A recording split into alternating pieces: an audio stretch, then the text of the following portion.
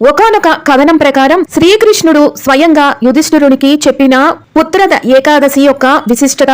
పూర్వము మహిజిత్తు అనే రాజు ఉండేవాడు. అతడు మహా దైవభక్తుడు. అయినా అతనికి సంతానం కలుగలేదు. ఎంతో మంది ఋషులను పండితులను సంప్రదించి వారిని పరిష్కార మార్గం అడిగినా అతనికి దొరకలేదు.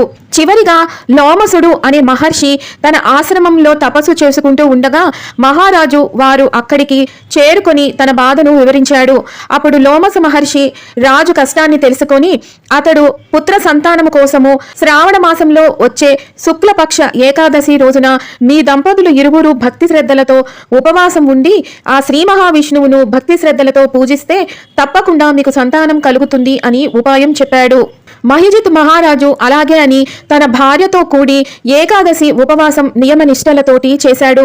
అతనికి పుత్ర సంతానం లభించింది. శ్రావణ మాసంలో వచ్చే శుక్లపక్ష ఏకాదశి రోజున ఉపవాసం ఉండడం వల్ల మనం చేసుకున్న పాపాలు అన్నీ కూడా హరిస్తాయని, మంచి సంతానం కలుగుతుంది అని పురాణాలు చెబుతున్నాయి.